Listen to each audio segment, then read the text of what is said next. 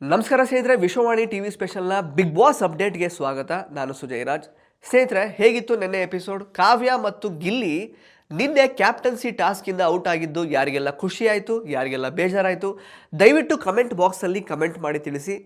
ನಿಮಗೆಲ್ಲ ಏನನ್ನಿಸ್ತೋ ಗೊತ್ತಿಲ್ಲ, but big boss ಮನೆ ಒಳಗಡೆ ಇರುವಂತಹ ಬೇರೆ ಕಂಟೆಸ್ಟೆಂಟ್ಸ್ಗಳಿಗಂತೂ ಹಾಲು ಕುಡಿದಷ್ಟೇ ಖುಷಿ ಆಯಿತು, ಎಸ್ಪೆಷಲಿ ರಾಶಿಕಾ ಅವ್ರಿಗೆ. ಬಟ್ ರಜತ್ ಅವರನ್ನು ಹೊರತುಪಡಿಸಿ. ಆ್ಯಂಡ್ ಕಾವ್ಯ ಮತ್ತು ಗಿಲ್ಲಿ ಔಟ್ ಆಗಿದ್ರ ಬಗ್ಗೆ, ಕ್ಯಾಪ್ಟನ್ಸಿ ಟಾಸ್ಕಿಂದ ಹೊರ ಉಳಿದ್ರ ಬಗ್ಗೆ ನನ್ನನ್ನು ಕೇಳೋದಾದರೆ, ಇದು ಗಿಲ್ಲಿ ಅವರ ಆಟಕ್ಕೆ ಒಂದು ರೀತಿ ಎಚ್ಚರಿಕೆಯ ಕರೆ ಗಂಟೆ ಅಂತಲೇ ಹೇಳ್ಬೋದು. ಗಿಲ್ಲಿ ಅವರು ಟ್ರೂ ಎಂಟರ್ಟೈನರ ಬಿಗ್ ಬಾಸ್ ಸೀಸನ್ 12ರಲ್ಲಿ? ಹೌದು, ಅದರಲ್ಲಿ ಯಾವುದೇ ಡೌಟ್ ಇಲ್ಲ. ಅವರು ಸ್ಕ್ರಿಪ್ಟೇ ಇಲ್ಲದೇ ಟ್ರೂ ಆಗಿ 70 ದಿನಗಳ ಕಾಲ ನಮ್ಮನ್ನೆಲ್ಲ ಎಂಟರ್ಟೈನ್ ಮಾಡ್ತಾ ಬಂದಿದ್ದಾರಾ? ಡೆಫಿನೆಟ್ಲಿ ಹೌದು, ಅದರಲ್ಲೂ ಯಾವುದೇ ಡೌಟ್ ಇಲ್ಲ. ಗಿಲ್ಲಿಯವರು ಜಗಳ ಯಾರ ಜೊತೆಗೆ ಮಾಡಿರ್ತಾರೋ ಸೊ ಅವ್ರಿಗೂ ಕೂಡ ಕಾಮಿಡಿ ಮಾಡಿ ಅವರನ್ನು ಕೂಡ ತಮ್ಮ ತೆಕ್ಕೆಗೆ ಹಾಕಿಕೊಳ್ತಾರಾ? ಹೌದು. ಗಿಲ್ಲಿಯವರು ಯಾವುದೇ ರೀತಿ ಗ್ರಡ್ಜನ್ನು ಇಟ್ಕೊಳ್ಳೋದಿಲ್ವಾ? ಅದೂ ಹೌದು. ಗಿಲ್ಲಿಯವರ ಆಟದಲ್ಲಿ ಪಾಯಿಂಟ್ ಇರುತ್ತಾ? ಅದೆಲ್ಲವೂ ಹೌದು. ಜೊತೆಗೆ ಗಿಲ್ಲಿ ಸೋತರೂ ಕೂಡ ಅದನ್ನು ತುಂಬ ಸ್ಪೋರ್ಟಿವ್ ಆಗಿ ತಗೊಂಡು ಮುಂದೆ ಸಾಕ್ತಾ ಹೋಗ್ತಾರಾ? ಡೆಫಿನೆಟ್ಲಿ ಹೌದು. ಬಿಗ್ ಬಾಸ್ ಸೀಸನ್ 12 ನೋಡೋದಕ್ಕೆ ನಮಗೆ ಗಿಲ್ಲಿ ಏಕೈಕ ಕಾರಣನ? ಡೆಫಿನೆಟ್ಲಿ ಹೌದು. ಇದನ್ನು ಯಾವುದನ್ನು ಕೂಡ ತಳ್ಳಿ ಹಾಕುವಂತಿಲ್ಲ. ಒನ್ ಮ್ಯಾನ್ ಶೋ ರೀತಿಯಲ್ಲಿ ಗಿಲ್ಲಿಯವರು ಸೀಸನ್ 12ನ ಸರಿದೂಗಿಸ್ಕೊಂಡು ಹೋಗ್ತಾ ಇದ್ದಾರೆ. ಈ ಶೋನ ನೋಡೋ ಥರ ಮಾಡಿದ್ದಾರೆ, ಇದರಲ್ಲೆಲ್ಲ ಯಾವುದೇ ಡೌಟ್ ಇಲ್ಲ. But at the same time task ಅಂತ ಬಂದಾಗ, ಫಿಸಿಕಲ್ ಟಾಸ್ಕ್ ಅಂತ ಬಂದಾಗ ಗಿಲ್ಲಿಯವರು ಸ್ವಲ್ಪ ಕನ್ವಿಕ್ಷನ್ ಮತ್ತು ಡೆಡಿಕೇಶನಿಂದ ಆಡಬೇಕು ಅನ್ನೋದು ಕೂಡ ಅಷ್ಟೇ ಸತ್ಯ. ಹಾಗಂತ ನಿನ್ನೆ ಈ ಕ್ಯಾಪ್ಟನ್ಸಿ ಟಾಸ್ಕ್ ಸೋತಿದ್ರಿಂದ ಗಿಲ್ಲಿಯವರ ವರ್ಚಸ್ ಆಗಲಿ, ಗಿಲ್ಲಿಯವರ ಪಾಪ್ಯುಲಾರಿಟಿ ಆಗಲಿ ಹೊರಗಡೆ ಕಮ್ಮಿ ಆಗುತ್ತೆ ಅಂತ ಹೇಳೋಕ್ಕಾಗಲ್ಲ. ಡೆಫಿನೆಟ್ಲಿ ಅದು ಹಾಗೇ ಇರುತ್ತೆ. ಬಟ್ ಎಲ್ಲೋ ಒಂದು ಕಡೆ ಸ್ವಲ್ಪ ಕಮಿಟ್ಮೆಂಟು ಮತ್ತು ಕನ್ವಿಕ್ಷನನ್ನು ಗಿಲ್ಲಿಯವರು ಟಾಸ್ಕ್ ವಿಚಾರದಲ್ಲಿ ತೋರಿಸಲೇಬೇಕು. ಇದನ್ನು ಗಿಲ್ಲಿಯವರ ಫ್ಯಾನ್ಸ್ ಕೂಡ ಎಕ್ಸ್ಪೆಕ್ಟ್ ಮಾಡ್ತಾರೆ. ಸೊ ಅದನ್ನು ಗಿಲ್ಲಿಯವರು ಸ್ವಲ್ಪ ಸೀರಿಯಸ್ಸಾಗಿ ತಗೊಂಡ್ರೆ ಆಟವನ್ನು ಅವರು ಬದಲಾಯಿಸ್ಕೊಂಡು ಹೋಗ್ಬೋದು. ಅಫ್ಕೋರ್ಸ್ ಎಂಟರ್ಟೈನ್ಮೆಂಟ್ ಅಂತ ಬಂದರೆ, ಬೇರೆ ಎಂಗೇಜ್ಮೆಂಟ್ ಫ್ಯಾಕ್ಟರ್ ಅಂತ ಬಂದರೆ ಅವರನ್ನು ಯಾರೂ ಆ್ಯಕ್ಚುಲಿ ಸೈಡ್ ಹಾಕೋದಕ್ಕೆ ಆಗಲ್ಲ. ಬಟ್ ನಿನ್ನೆ ನೀವು ಟಾಸ್ಕ್ಗಳನ್ನು ನೋಡಿದಾಗ ನಮಗೆ ಬೇರೆ ಕಾರಣಗಳು ಸಿಗ್ಬೋದು ಗಿಲ್ಲಿ ಅವ್ರನ್ನ ಡಿಫೆಂಡ್ ಮಾಡ್ಕೊಳ್ಳೋದಕ್ಕೆ. ಇಲ್ಲ, ಕಾವ್ಯ ಅವ್ರು ಸ್ವಲ್ಪ ಡಾಮಿನೇಟ್ ಮಾಡಿದ್ರು ಆ ಕೋಲಾಹಲ ಟಾಸ್ಕಲ್ಲಿ, ಅದು ಇದು ಅಂತೆಲ್ಲ. ಬಟ್ ಆದರೂ ಕೂಡ ರಕ್ಷಿತಾ ಅವರು ಆ್ಯಕ್ಚುಲಿ ಗಿಲ್ಲಿಗಿಂತ ಎಷ್ಟೋ ವರ್ಷ ಚಿಕ್ಕವರು. ಆ ಹುಡುಗಿಗಿರುವಂತಹ ಕನ್ವಿಕ್ಷನ್ ಟಾಸ್ಕ್ ವಿಚಾರದಲ್ಲಿ ಗಿಲ್ಲಿ ಅವರಿಗಿಲ್ಲ. ಕಾವ್ಯ ಅವರು ಡಾಮಿನೇಟ್ ಮಾಡ್ತಾ ಇದ್ದಾರೆ ಅಂತಲೇ ಅಂದ್ಕೊಳ್ಳೋಣ. ಯಾಕೆ ಗಿಲ್ಲಿಗೆ ಬುದ್ಧಿ ಇಲ್ವಾ? ಗಿಲ್ಲಿ ಹೇಳ್ಬೋದಾಗಿತ್ತಾನೆ ಕೋಲಾಹಲ ಟಾಸ್ಕಲ್ಲಿ, ಬೇಡ ಆ ಚಿಕ್ಕ ಬಾಲ್ನ ಬರ್ತಾ ಇಲ್ಲ, ಬಿಟ್ಬಿಡೋಣ ಈ ಸದ್ಯಕ್ಕೆ, ಬೇರೆ ಬಾಲ್ಗಳನ್ನು ತಗೊಳ್ಳೋಣ, ಅಟ್ಲೀಸ್ಟ್ ಪಾಯಿಂಟ್ಸ್ ಆದರೂ ಜಾಸ್ತಿ ಬರುತ್ತೆ ಅಂತ ಹೇಳ್ಬೋದಾಗಿತ್ತು ತಾನೇ ಮಧ್ಯದಲ್ಲಿ. ಯಾಕೆ ಹೇಳಲಿಲ್ಲ? ಹಾಗಂತ ಗಿಲ್ಲಿಯವರು ಆಟ ಆಡಲೇ ಇಲ್ವಾ? ಆಟ ಆಡೋಕ್ಕೆ ಬರಲ್ವಾ? ಡೆಫಿನೆಟ್ಲಿ ಬರುತ್ತೆ. ಫಸ್ಟ್ ಟಾಸ್ಕಲ್ಲಿ ಆ್ಯಕ್ಚುಲಿ ಅವರ ಮತ್ತು ರಕ್ಷಿತಾ ಮಾಳು ಅವ್ರ ಮಧ್ಯೆ ಟೈ ಆಗಿತ್ತು ಟಾಸ್ಕು. ಸೆಕೆಂಡ್ ಟಾಸ್ಕಲ್ಲೂ ಅವರು ಸಖತ್ತಾಗಿ ಆಡಿದ್ರು, ತಕ್ಕಮಟ್ಟಿಗೆ ಆಡಿದ್ದಾರೆ, ಆಡಲೇ ಇಲ್ಲ ಅಂತ ಏನಿಲ್ಲ. ಬಟ್ ಈಗ ಕೋಲಾಹಲ ಟಾಸ್ಕ್ ಬಂದಾಗ ಸ್ವಲ್ಪ ತಲೆ ಉಪಯೋಗಿಸ್ಬೇಕಾಗಿತ್ತಲ್ವ? ಯಾವಾಗಲೂ ನೀವು ಕಾಮಿಡಿ ಅಥವಾ ಇನ್ನೊಂದೇನೋ ಸೀರಿಯಸ್ ಆಗಿ ತಗೊಳ್ದೇನೆ ಸೋತ ತಕ್ಷಣ ಅದನ್ನೆಲ್ಲ ಸಪೋರ್ಟ್ ಮಾಡ್ತಾ ಇರೋಕ್ಕಾಗಲ್ಲ ಅಲ್ವಾ?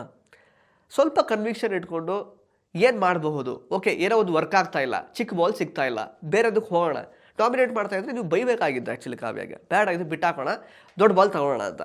ಇಲ್ಲ, ಅದನ್ನು ಮಾಡಲಿಲ್ಲ. ಅವ್ರು ಹೇಳಿದ್ರು ಅಂತ ಆ ಬಾಲ್ನೇ ಹಿಡ್ಕೊಂಡ್ರಿ, ಕೊನೆಗೆ 50 ಪಾಯಿಂಟ್ ಬಂದಿದ್ದು. ಸೀರಿಯಸ್ಲಿ 50 ಪಾಯಿಂಟ್ಸ್ನ ಪಡ್ಕೊಳ್ಳುವಂತಹ ಕೆಪಾಸಿಟಿ ಇದೆಯಾ ಗಿಲ್ಲಿಗೆ? ಡೆಫಿನೆಟ್ಲಿ ಅವರು ತುಂಬ ಚೆನ್ನಾಗಿ ಆಟ ಆಡ್ತಾರೆ, ಇಲ್ಲ ಅಂತಲ್ಲ. ಕಂಪ್ಯಾರಿಟಿವ್ಲಿ ಲೈಕ್ ರಘು, ಅಶ್ವಿನಿ ಅಥವಾ ರಾಶಿಕಾ, ಸೂರಜ್ಗೆಲ್ಲ ಹೋಲಿಸಿದರೆ ಕಂಪ್ಯಾರಿಸನ್ ಇಲ್ಲದೆ ಇರ್ಬೋದು ಟಾಸ್ಕ್ ವಿಷಯಕ್ಕೆ ಅಂತ ಬಂದಾಗ. ಬಟ್ ಆಡ್ತಾರೆ ಅವ್ರು ತಕ್ಕಮಟ್ಟಿಗೆ, ಇಲ್ಲ ಅಂತಿಲ್ಲ. ಬಟ್ ಎಲ್ಲ ಒಂದು ಕಡೆ ಸ್ವಲ್ಪ ಕಾನ್ಸಂಟ್ರೇಷನ್ ಮತ್ತು ಫೋಕಸ್ನ ಮಿಸ್ ಮಾಡ್ಕೊಂಡಿದ್ದಂತೂ ಸತ್ಯ ಗಿಲ್ಲಿಯವರು. ಆ್ಯಂಡ್ ಅಫ್ಕೋರ್ಸ್ ಅದಾದಮೇಲೆ ಅವರು ತುಂಬ ಅವರು ಸ್ಪೋರ್ಟಿವ್ ಆಗಿ ತೆಗೆದುಕೊಳ್ತಾರೆ. ಬಿಕಾಸ್ ಅದು ಅವರ ಯೋಚನಾ ಲಹರಿ ಹಾಗೆ ಇರೋದು. ಅವ್ರು ಯಾವುದನ್ನು ತುಂಬ ಸೀರಿಯಸ್ ಆಗಿ ತಗೊಳ್ಳಲ್ಲ. ಬಟ್ ಎಲ್ಲೊಂದು ಕಡೆ ತುಂಬ ಇದು ರಿಪೀಟೆಡ್ ಆಗಿ ಟಾಸ್ಕ್ಗಳಲ್ಲಿ ಸೋಲ್ತಾ ಹೋಗುವಾಗ ಅವ್ರ ಮೇಲಿರುವಂತಹ ಒಪಿನಿಯನ್ ಕೂಡ ಬದಲಾಗುತ್ತೆ. ತುಂಬ ಟಫ್ ಒಂದು ಫೈಟ್ ಕೊಟ್ಟು ಸೋತಾಗ ನಮಗೇನು ಅನಿಸಲ್ಲ. ಫಾರ್ ಇನ್ಸ್ಟೆನ್ಸ್ ರಾಶಿಕಾ ಮತ್ತು ಸೂರಜ್ ನೆಕ್ಸ್ಟ್ ಲೆವೆಲ್ ಆಟ ಆಡಿದರು ಅಲ್ವಾ? ಸೆಕೆಂಡ್ ಟಾಸ್ಕಲ್ಲಿ ನೆಕ್ಸ್ಟ್ ಲೆವೆಲ್ ಆಟ ಆಡಿದರು. ರಿಂಗ ಟಾಸ್ಕಲ್ಲಿ 28 ರಿಂಗ್ಗಳನ್ನು ಅವ್ರಿಗೆ ಕಲೆಕ್ಟ್ ಮಾಡ್ಕೊಂಡಿದ್ರು. ಇನ್ಫ್ಯಾಕ್ಟ್ ರಘು ಮತ್ತು ಅಶ್ವಿನಿ ಅವರು ಕಲೆಕ್ಟ್ ಮಾಡ್ಕೊಂಡಿದ್ದು 32, ಕೇವಲ 4 ರಿಂಗ್ಗಳು ಮಾತ್ರ ಕಡಿಮೆ ಕಲೆಕ್ಟ್ ಮಾಡ್ಕೊಂಡಿದ್ರು ಅಷ್ಟೇ.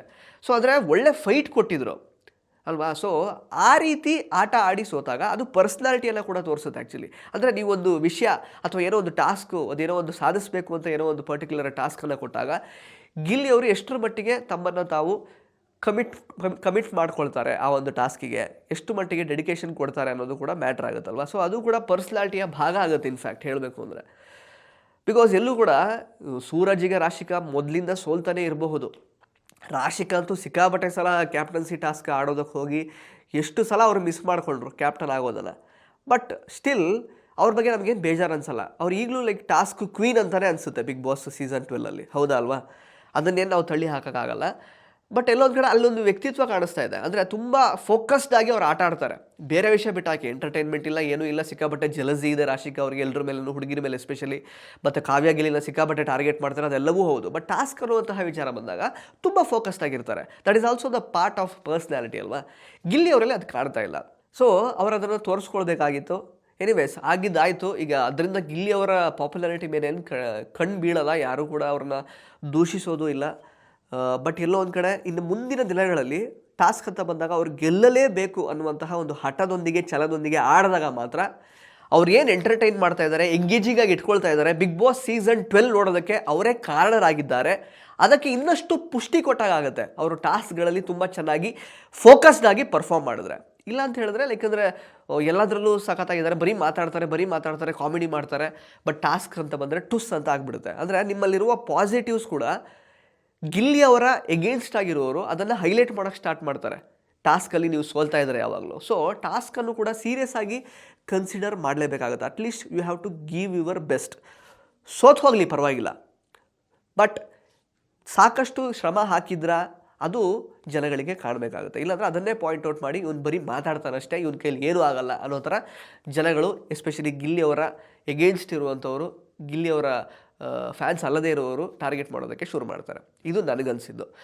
ಇನ್ನು ನಿನ್ನೆ ಆ್ಯಕ್ಚುಲಿ ರಘು ಮತ್ತು ಅಶ್ವಿನಿ ಅವರು ಒಂದು ಡಿಸಿಷನ್ ತಗೋತಾರೆ, ಸೂರಜ್ ಮತ್ತು ರಾಶಿಕಾ ಅವ್ರನ್ನ ಆಚೆ ಇಡಬೇಕು ಅಂತ. ಏನಂತ ತಗೊಳ್ತಾರೆ, ರೀಸನ್ ಏನು ಕೊಡ್ತಾರೆ ಅದಕ್ಕೆ? ಅವರಿಬ್ಬರು ಸಿಕ್ಕಾಪಟ್ಟೆ ಸ್ಟ್ರಾಂಗ್ ಇದ್ದಾರೆ ಅಂತ ಕೊಡ್ತಾರೆ actually, which is A very strong reason. And ನನಗೆ ಥ್ರೆಟ್ ಆಗ್ತಾರೆ ಇವರು ಅಂತ ಹೇಳ್ತಾರೆ ಆ್ಯಕ್ಚುಲಿ. ಸೊ ಅಂದರೆ ಅವರಿಬ್ಬರು ಎಷ್ಟು ಸ್ಟ್ರಾಂಗ್ ಇದ್ದಾರೆ ನೋಡಿ ಮನೆ ಒಳಗಡೆ, ರಾಶಿಕಾ ಮತ್ತು ಸೂರಜ್ ಅಲ್ವಾ? ಈ ಡಿಸಿಷನ್ ಬಂದಾಗ ಅವರಿಬ್ಬರು ನಿಜವಾಗ್ಲೂ ಹತ್ರು. ಯಾಕೆಂದರೆ ಕೂದಲು ಎಳೆಯ ಅಂತರದಲ್ಲಿ ಮಿಸ್ ಆಯಿತು. ಬಿಕಾಸ್ ಸೂರಜ್ ಅವರು ಕರೆಕ್ಟಾಗಿ ರಿಂಗ್ನ ಕೈ ಕೊಟ್ಟಿರ್ತಿದ್ರೆ ಗೆದ್ದುಬಿಡ್ತಾಯಿದ್ರು ಅವರು. ಸೊ ಹಾಗಾಗಿ ಇನ್ನು ಅದಾದಮೇಲೆ, ಆ ಟಾಸ್ಕ್ ಆದಮೇಲೆ ಆ್ಯಕ್ಚುಲಿ ರಕ್ಷಿತಾ ಅವ್ರ ಜೊತೆಗೆ ಮಾತುಕತೆ ನಡೆಯುತ್ತೆ. ಸೂರಜ್, ರಾಶಿಕಾ ಎಲ್ಲ ಇರ್ತಾರೆ. ಅವಾಗ ಕೇಳ್ತಾರೆ ಆ್ಯಕ್ಚುಲಿ, ನೀವು ಅಭಿ ಮತ್ತು ಇದು ಚೈತ್ರ ಮತ್ತು ಲಾಸ್ಟಿಗೆ ಕಾವ್ಯ ಮತ್ತು ಗಿಲ್ಲಿಗೆಲ್ಲ ಬಂದರೆ ಲಾಸ್ಟಲ್ಲಿ ನೀ ಯಾರನ್ನು ಚೂಸ್ ಮಾಡ್ತೀಯಾ ಹೊರಗಡೆ ಇಡೋದಕ್ಕೆ ಅಂತ. ಅವಾಗ ರಕ್ಷಿತಾ ಹೇಳ್ತಾರೆ, ನಾನು ಅಭಿ ಮತ್ತು ಇವ್ರನ್ನ ಹೊರಗಡೆ ಇಡ್ತೀನಿ, ಸ್ಪಂದನ ಅಂತ. ಯಾಕೆ ಅಂತ ಕೇಳಿದ್ರೆ, ಬಿಕಾಸ್ ಈ ಕಡೆ ಇವ್ರಿಗೆ ನಮ್ಮ ಗಿಲ್ಲಿಗೆ ಆ್ಯಕ್ಚುಲಿ ಅವಕಾಶ ಸಿಕ್ಕಿಲ್ಲ ಕ್ಯಾಪ್ಟನ್ ಆಗೋದಕ್ಕೆ. ಸೊ ಅವರ ಕ್ಯಾಪ್ಟನ್ಸಿ ನೋಡಬೇಕು ಅಂತ ನಂಗೆ ಆಸೆ ಇದೆ, ಹಾಗಾಗಿ ಅವರಿಗೆ ಕ್ಯಾಪ್ಟನ್ಸಿ ಕೊಡ್ತೀನಿ ಅಂತ ಹೇಳ್ತಾರೆ. ಬಟ್ ಇದೇ ರಕ್ಷಿತಾ ಕಾವ್ಯ ಮತ್ತು ಗಿಲ್ಲಿನ ನಾಮಿನೇಟ್ ಮಾಡಿದ್ದಾರೆ. ಸೊ ಅದಕ್ಕೆ ಪ್ರತಿಯಾಗಿ ಸೂರಜ್ ಮತ್ತು ರಾಶಿಕಾ ಕೇಳ್ತಾರೆ, ನೀನು ನಾಮಿನೇಟ್ ಮಾಡಿದ್ಯಾ ಇವತ್ತು ಮನೆ ಕಳ್ಸೋಕ್ಕೆ ಈ ವಾರ, ಮತ್ತು ನೋಡಿದ್ರೆ ನೀನು ಕ್ಯಾಪ್ಟನ್ಸಿ ಟಾಸ್ಕಲ್ಲಿ ಅವ್ರು ವಿನ್ ಆಗಲಿ ಅಂತ ಹೇಳ್ತೀಯ, ಅವ್ರಿಗೆ ಚಾನ್ಸ್ ಕೊಡ್ತೀನಿ ಅಂತ ಹೇಳ್ತೀಯ, ಏನು ಅರ್ಥ ಇದರಲ್ಲಿ ಅಂತ ಕೇಳಿದಾಗ ಅವ್ರು ಹೇಳ್ತಾರೆ, ಇಲ್ಲ ನನ್ನ ಪರ್ಸ್ಪೆಕ್ಟಿವ್ ಯಾವಾಗಲೂ ಚೇಂಜ್ ಆಗುತ್ತೆ ಅಂತೆಲ್ಲ ಹೇಳ್ತಾರೆ ಆ್ಯಕ್ಚುಲಿ. ಸೊ ರಕ್ಷಿತಾ ಅವರ ಡಿಸಿಷನ್ಸ್ ಬಗ್ಗೆ ನಿಜವಾಗ್ಲೂ ವೈಮನಸ್ಯ ಬರದೇ ಇರೋದಕ್ಕೆ ಸಾಧ್ಯ ಇದೆಯಾ? ಬಿಕಾಸ್ ನಾಮಿನೇಟ್ ಮಾಡೋದು ಅವರೇ ಮನೆಯಿಂದ ಆಚೆ ಹೋಗಲಿ ಅಂತ, ಮತ್ತು ಅವರನ್ನೇ ಕ್ಯಾಪ್ಟನ್ ಮಾಡೋದಕ್ಕೆ ಓಕೆ ಅಂತೆ ಅವ್ರಿಗೆ. ಸೊ ಇದು ಯಾವ ಥರ ಪರ್ಸ್ಪೆಕ್ಟಿವ್ ಇದು? ಸೊ ಒಂದೊಂದು ದಿನ ನಿಮ್ಮ ಪರ್ಸ್ಪೆಕ್ಟಿವ್ ಚೇಂಜ್ ಆಗ್ತಾ ಇದ್ದರೆ ಜನಗಳು ನಿಮ್ಮ ಮೇಲೆ, ನಿಮ್ಮ ವ್ಯಕ್ತಿತ್ವದ ಮೇಲೆ ಯಾವ ರೀತಿ ಪರ್ಸ್ಪೆಕ್ಟಿವನ್ನು ಮೂಡಿಸ್ಕೊಳ್ಬೇಕು ಅಂತ ರಕ್ಷಿತಾ ಅವರೇ ಕ್ಲಾರಿಟಿ ಕೊಡಬೇಕು. ಸೊ ಈಗ ಮನೆಯವರೆಲ್ಲ ಸೇರಿಕೊಂಡು ರಕ್ಷಿತಾ ಅವರ ಡಿಸಿಷನ್ ಬಗ್ಗೆ ವೈಮನಸ್ಯ ಇದೆ ಅಂತ ಅವ್ರಿಗೊಂದು ಪಟ್ಟಿ ಎಲ್ಲ ಕೊಟ್ಟಿದ್ದಾರೆ ಇವಾಗ. ಸೊ ಇದರಿಂದ ರಕ್ಷಿತಾ ಅವರ ಒಂದು ಯೋಚನಾ ಲಹರಿ ಬದಲಾಗುತ್ತಾ ನೋಡಬೇಕು. ಇಲ್ಲದೇ ಇದ್ದರೆ ಕಿಚ್ಚ ಸುದೀಪ್ ಅವರು ಬಹುಶಃ ಈ ವೀಕೆಂಡಲ್ಲಿ ಬಂದು ಕ್ಲಾಸ್ ತಗೊಳ್ತಾರೆ. ಅದೊಂದು ವಿಷಯ. ಆಮೇಲೆ ಕಾವ್ಯ ಮತ್ತು ಗಿಲ್ಲಿ ಸೋತಿದ್ದು ಮನೆಯವರೆಲ್ಲರಿಗೂ ಸಿಕ್ಕಾಪಟ್ಟೆ ಖುಷಿ ಆಯಿತು. ಅದರಲ್ಲೂ ರಾಶಿಕಾ ಅವ್ರಿಗಂತೂ ಸಿಕ್ಕಾಪಟ್ಟೆ ಖುಷಿಯಾಗಿರುತ್ತೆ. ಅದನ್ನು ಫೋಕಸ್ ಮಾಡೆಲ್ಲ ತೋರಿಸಿಲ್ಲ ಬಿಡಿ. ಬಟ್ ಬೇರೆಯವ್ರಿಗೂ ಕೂಡ, ಯಾಕೆಂದರೆ ಇವರು ಅನ್ಡಿಸರ್ವ್ಡ್ ಅಂತ, ಸಿಕ್ಕಾಪಟ್ಟೆ ಅನ್ಡಿಸರ್ವಿಂಗ್ ಕ್ಯಾಂಡಿಡೇಟ್ಸ್ ಅನ್ನೋದು ತಲೆಯಲ್ಲಿದೆ ಎಲ್ರಿಗೂ. ಓಕೆ, ಇವ್ರು ಸೋತಿದೆ ಒಳ್ಳೇದಾಯ್ತು, ಇವ್ರು ಏನು ಅಷ್ಟೇನು ಅಂತ ಪೊಟೆನ್ಷಿಯಲ್ ಕ್ಯಾಂಡಿಡೇಟ್ಸ್ ಅಲ್ಲ when it comes to task ಅಂತ ಎಲ್ಲರ ತಲೆಯಲ್ಲೂ ಇದೆ ಅದು. ಸೊ ಮನೇಲಿದ್ದವ್ರಿಗೆಲ್ಲ ಸಿಕ್ಕಾಪಟ್ಟೆ ಹಾಲು ಕುಡಿದಷ್ಟೇ ಖುಷಿಯಾಗಿದೆ. ರಘು ಅವ್ರಿಗೆ ಅದೇ ಸ್ಪೋರ್ಟ್ಸ್ಮ್ಯಾನ್ಶಿಪ್ ಇಲ್ಲ, ಅಥವಾ ತುಂಬ ಇವರು ಸೀರಿಯಸ್ ಆಗಿ ತಗೊಳ್ಳಲ್ಲ ಆಟನ. ಸೊ ಸೋತಿದ್ದು ಒಳ್ಳೇದಾಯಿತು ಅನ್ನೋ ಥರ ಭಾವನೆ ಇರುತ್ತೆ. ಬಟ್ ಸ್ಪಂದನ ಅವ್ರು ಯಾಕೆ ನಗಾಡಿದ್ರೋ ಗೊತ್ತಿಲ್ಲ. ಅವ್ರು ಗೆದ್ದಿದ್ದಕ್ಕೆ ನಗಾಡಿದ್ರೋ ಅಥವಾ ಇವ್ರು ಸೋತ್ರಲ್ಲ ಅಂತ ಅದಕ್ಕೆ ಸುಮ್ಮನೆ ಕಾಲು ಹೇಳೋದಕ್ಕೆ ನಗಾಡಿದ್ರೂ ಗೊತ್ತಿಲ್ಲ. ಸೊ ಇದ್ರ ಬಗ್ಗೆ ಡಿಸ್ಕಷನ್ ಕೂಡ ಆಗುತ್ತೆ ಕಾವ್ಯ ಮತ್ತು ಗಿಲ್ಲಿ ನಡುವೆ.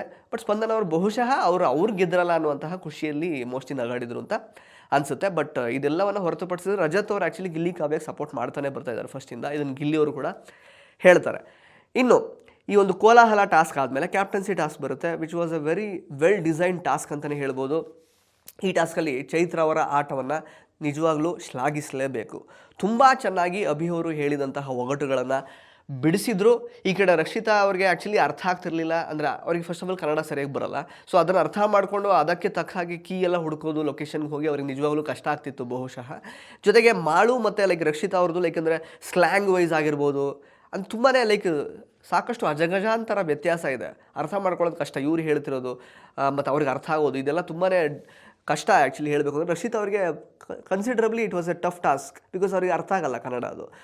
ಅದನ್ನು ಅರ್ಥ ಮಾಡಿಕೊಂಡು ಲೊಕೇಶನ್ ಹುಡುಕಿ ಕೀ ಎಲ್ಲ ತರೋದಂತೂ ಸಾಧ್ಯ ಇಲ್ಲದೇ ಇರೋ ಮಾತು. ರಘು ಅವರು ಇನ್ಫ್ಯಾಕ್ಟು ಕೆಲವೊಂದಷ್ಟು ಲೈಕ್ ಅಂದರೆ ಹೇಳುವಾಗ ಒಗಟುಗಳನ್ನು ಕ್ವಶನ್ಸ್ ಇರುತ್ತಲ್ವ, ಹೇಳುವಾಗ ತಪ್ಪು ಹೇಳಿದ್ರು, ಸರಿಯಾಗಿ ಅವರು ಹೇಳಿರಲಿಲ್ಲ. ಸೊ ಅದಕ್ಕೆ ತಕ್ಕ ಹಾಗೇ ಅಶ್ವಿನಿ ಅವರು ಅಟ್ಲೀಸ್ಟ್ ಕೀ ಆದರೂ ತೊಗೊಂಡು ಬಂದರು, ಬಟ್ ಅವರು ಜ್ಞಾಪಕ ಇಟ್ಕೊಳ್ಳಿಲ್ಲ ನಂಬರ್ಗಳನ್ನು. ಕೊನೆಗೆ ಚೈತ್ರ ಅವರು ಆ್ಯಕ್ಚುಲಿ ತುಂಬ ಚೆನ್ನಾಗಿ ಅರ್ಥ ಮಾಡಿಕೊಂಡು, ಈವನ್ ಕೀಗಳು ಮಿಸ್ಪ್ಲೇಸ್ ಆಗಿದ್ರು ಕೂಡ ಅವ್ರು ತುಂಬ ಚೆನ್ನಾಗಿ ಕೀಗಳನ್ನು ತೊಗೊಂಡು ಬಂದು ಗೆಲ್ಲಿಸ್ಬಿಟ್ರು. ಸೊ ಚೈತ್ರ ಅವರ ಬೆಂಕಿ ಆಟಕ್ಕೆ ನಮ್ಮ ಸೋಂಬೇರಿ ಸ್ಪಂದು ಇವಾಗ ಕ್ಯಾಪ್ಟನ್ ಆಗಿದ್ದಾರೆ. ಸೋಂಬೇರಿ ಸ್ಪಂದು ಅಂತ ಯಾಕೆ ಹೇಳ್ತೀನಿ ಅಂತಂದರೆ, ಅವ್ರದ್ದು ಒಳ್ಳೆ ಗುಣ ಇದೆ. ಸೊ ಮನೆಯವ್ರ ಜೊತೆಗೆ ಎಲ್ಲರ ಜೊತೆಗೂ ಒಳ್ಳೆ ರೀತಿಯಲ್ಲಿ ಬೆರೀತಾರೆ. ಯಾವುದೇ ರೀತಿ ವಿಷಕಾರಿ ವ್ಯಕ್ತಿತ್ವ ಏನೂ ಇಲ್ಲ, ಇನ್ನೊಬ್ಬರ ಮೇಲೆ ಗ್ರಡ್ಜ್ ತೋರಿಸಲ್ಲ, ಬಹಳ ಚೆನ್ನಾಗಿ ಆಟ ಆಡ್ಕೊಂಡು ಹೋಗ್ತಿದ್ದಾರೆ, ಅದೆಲ್ಲವೂ ಇದೆ. But at the same time substantial ಆಗಿ ಅವರನ್ನು ಅವರು ಹೈಲೈಟ್ ಮಾಡ್ಕೊಳ್ಳುವಂಥದ್ದು ಅವ್ರು ಏನೂ ಮಾಡ್ತಾಯಿಲ್ಲ ಅಲ್ವಾ. ಟಾಸ್ಕ್ ಅಂತ ಬಂದರೆ ಕಂಪ್ಲೀಟ್ಲಿ ನಿಲ್ಲು. ಎಫರ್ಟ್ ಅಂತ ಅಟ್ಲೀಸ್ಟ್ ಎಫರ್ಟ್ ಆದರೂ ನೋಡುವಾಗ ನಮಗೆ ಕಾಣಿಸ್ಬೇಕಲ್ವ. ಅವ್ರ ಕೈಲಿ ಫಿಸಿಕಲಿ ಸ್ಟ್ರೆಂತ್ ಇಲ್ಲದೆ ಇರ್ಬೋದು, ಏನೇ ಇಲ್ಲದೆ ಇರಬಹುದು, ಬಟ್ ಅವರು ತುಂಬ ನಮ್ಮ ಕಣ್ಣಿಗೆ ಕಾಣಿಸ್ಕೊಂಡಿರೋದು ಸೋಂಬೇರಿ ಥರನೇ. ಸೊ ಈಗ ಸೋಂಬೇರಿ ಸ್ಪಂದು ಅವರು ಒಂದು ರೀತಿ ಚೈತ್ರ ಅವರ ಎಫರ್ಟ್ನಿಂದ ಕ್ಯಾಪ್ಟನ್ ಆಗಿರೋದು ನಮಗೂ ಸ್ವಲ್ಪ ಅಷ್ಟೇನು ಜೀರ್ಣಿಸ್ಕೊಳ್ಳೋಕೆ ಆಗ್ತಾಯಿಲ್ಲ. ರಾಶಿಕಾ ಅವ್ರಿಗೆ ಹೆಂಗಾಗಿರ್ಬೋದು ಹಾಗಾದರೆ, ನಮಗೇ ಜೀರ್ಣಿಸ್ಕೊಳ್ಳೋಕೆ ಆಗ್ತಿಲ್ಲ ಅಂದರೆ ರಾಶಿಕಾ ಅವರಂತೂ ಇನ್ಫ್ಯಾಕ್ಟ್ ಅಲ್ಲಿ ಅನೌನ್ಸ್ ಮಾಡಿದಾಗ ಅವ್ರ ಕಡೆಗೆ ವಿಶ್ಯೂ ಮಾಡಲಿಲ್ಲ, ಹೋಗಿ ಒಂದು ಕೈ ಕೊಡಲಿಲ್ಲ, ಏನೂ ಇಲ್ಲ, ಚಪ್ಪಾಳೆನೂ ಹೊಡಿಲಿಲ್ಲ. ಇನ್ಫ್ಯಾಕ್ಟ್ ಅನೌನ್ಸ್ಮೆಂಟ್ ಆದಾಗ ಅಭಿ ಮತ್ತು ಸ್ಪಂದನ ಕ್ಯಾಪ್ಟನ್ ಅಂತ.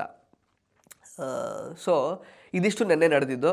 ಜೊತೆಗೆ ಇನ್ನು ನಮ್ಮ ಅಶ್ವಿನಿ ಅವ್ರಿಗೆ ಗೊತ್ತಲ್ಲ, ಸಿಕ್ಕಾಪಟ್ಟೆ ಹತ್ರು ಲಾಸ್ಟಿಗೆ ಆ ಒಂದು ಟಾಸ್ಕ್ ಆದಮೇಲೆ, ಕ್ಯಾಪ್ಟನ್ಸಿ ಟಾಸ್ಕ್ ಆದಮೇಲೆ. ಬಿಕಾಸ್ ಅಶ್ವಿನಿ ಅವ್ರಿಗೆ ಅದೇನೋ ಗೊತ್ತಿಲ್ಲ, ಕ್ಯಾಪ್ಟನ್ಸಿ ಟಾಸ್ಕ್ ಹತ್ತಿರಕ್ಕೆ ಬರ್ತಾರೆ ಬಟ್ ಸೋತು ಹೋಗ್ತಾರೆ. ಲಾಸ್ಟ್ ಟೈಮ್ ಕೂಡ ಅಭಿ ಅವರೇ ಎದುರು ಬದರಾಗಿದ್ದರು. ಇನ್ಫ್ಯಾಕ್ಟ್ ಆಗ ಗಿಲ್ಲಿ ಮತ್ತು ಕಾವ್ಯ ಇಬ್ಬರು ಸೇರಿಕೊಂಡು, ರಕ್ಷಿತಾ ಎಲ್ಲ ಸೇರಿಕೊಂಡು ಆ ಒಂದು ಲೈಕ್ ಅಂದರೆ ಎಣಿಸುವಂಥ ಟಾಸ್ಕ್ ಇರುತ್ತಲ್ಲ, 12 ಮಿನಿಟ್ಸ್ ಆಚೆ ಈಚೆ, ಸೊ ಅದರಲ್ಲಿ ಸೋಲಿಸ್ಬಿಟ್ಟಿದ್ರು. ಸೊ ನೀವು ಅಬ್ಸರ್ವ್ ಮಾಡಿರ್ಬೋದು, ಅಶ್ವಿನಿಗೆ ಯಾವಾಗೆಲ್ಲ ಕ್ಯಾಪ್ಟನ್ಸಿ ಟಾಸ್ಕ್ ಅಂತ ಬಂದಾಗ ಅಭಿ ಅವರು ಎದುರಾಗ್ತಾರೋ ಅವ್ರು ಸೋಲ್ತಾರೆ, ಅಭಿ ಟೀಮ್ ವಿನ್ ಆಗುತ್ತೆ. ಸೊ ಹಿಂಗಾಯಿತು. ಒಟ್ಟಾರೆಯಾಗಿ ರಘು ಕೂಡ ಸಿಕ್ಕಾಪಟ್ಟೆ ಆ್ಯಕ್ಚುಲಿ ಅವರು ಪ್ಯಾನಿಕ್ ಆಗಿದ್ದರು. ಜೊತೆಗೆ ಸೋತ ಮೇಲೆ ಸಿಕ್ಕಾಪಟ್ಟೆ ಬೇಜಾರು ಮಾಡಿಕೊಂಡ್ರು, ಸ್ವಿಮ್ಮಿಂಗ್ ಪೂಲಲ್ಲೆಲ್ಲ ಇದ್ದರು, ಈಜಾಡಿದ್ರು ಸ್ವಲ್ಪ. ಅಶ್ವಿನಿ ಅವ್ರಿಗೆ ಗೊತ್ತಲ್ಲ, ಈ ಕಡೆ ರಘು ಅವ್ರಿಗೆ ಸಾರಿ ಕೇಳ್ತಾರೆ, ಆ ಕಡೆ ಅಲ್ಲೋಗಿ ರಘು ಅವ್ರು ನನ್ನನ್ನು ಪ್ಯಾನಿಕ್ ಮಾಡಿಬಿಟ್ರು ಸಿಕ್ಕಾಪಟ್ಟೆ ಅಂತೆಲ್ಲ ಹೇಳ್ತಾರೆ. ಹೀಗೆಲ್ಲ ಆಯಿತು ನೆನ್ನೆ ಎಪಿಸೋಡಲ್ಲಿ. ಒಟ್ಟಾರೆಯಾಗಿ ಸ್ನೇಹಿತರೆ, ಚೈತ್ರ ಅವರು ಸಖತ್ತಾಗಿ ಆಟ ಆಡಿದ್ರು. ಬಹುಶಃ ಲಾಸ್ಟ್ ಸೀಸನಲ್ಲಿ ಈ ಥರ ಆಟ ಆಡಿರ್ತಿದ್ರೆ ನಿಜವಾಗ್ಲೂ ಒಳ್ಳೆ ಇಂಪ್ಯಾಕ್ಟನ್ನು ಕೊಟ್ಟಿರೋರು ಜನಗಳ ಮೇಲೆ. ಟಾಸ್ಕಲ್ಲೂ ಸಖತ್ತಾಗಿದ್ದಾರೆ ಇವರು ಅಂತ. ಬಟ್ ಅದು ಯಾಕೋ ಈ ಸೀಸನಲ್ಲಿ ಅವ್ರು ಆಟ ಆಡ್ತಾ ಇದ್ದಾರೆ. ಕಾವ್ಯ ಗಿಲ್ಲಿ ಸೋತಿದ್ರಿಂದ ಸ್ವಲ್ಪನಾದರೂ ಬುದ್ಧಿ ಕಲಿತಾರ ನೋಡಬೇಕು. ಇನ್ಫ್ಯಾಕ್ಟ್ ಗಿಲ್ಲಿ ಆದರೂ ಒಂದು ಸ್ಟೆಪ್ ಓಕೆ ಅಪ್ಪ, ಏನೋ ಸ್ವಲ್ಪ ಆಟ ಆಡ್ತಾರೆ. ಕಾವ್ಯ ಅಂತೂ ವೇಸ್ಟಲ್ಲಿ ವೇಸ್ಟು, ಇದನ್ನು ನೀವು ಒಪ್ಕೊಳ್ಳೇಬೇಕು. ಬಹುಶಃ ನಿಮ್ಗೆ ಅನಿಸಿರ್ಬೋದು ಇವ್ರು ಏನು ಗಿಲ್ಲಿ ವಿರುದ್ಧ ಇಷ್ಟೆಲ್ಲ ಮಾತಾಡ್ತಿದ್ದಾರೆ ಅಂತ. ಬಟ್ ನಾನು ಹೇಳಿರೋ ಪಾಯಿಂಟ್ಸ್ ನಿಮಗೆ ತಪ್ಪು ಅಂತ ಅನಿಸಿದರೆ ದಯವಿಟ್ಟು ಅದನ್ನು ಕೂಡ ಕಮೆಂಟ್ ಬಾಕ್ಸಲ್ಲಿ ಕಮೆಂಟ್ ಮಾಡಿ ತಿಳಿಸಿ. ಧನ್ಯವಾದ. ಇಂಟ್ರೆಸ್ಟಿಂಗ್ ಮತ್ತು ಇನ್ಫಾರ್ಮೇಟಿವ್ ವಿಡಿಯೋಗಳನ್ನು ಮಿಸ್ ಮಾಡ್ಕೋಬೇಡಿ, ಈಗಲೇ ಸಬ್ಸ್ಕ್ರೈಬ್ ಮಾಡಿ.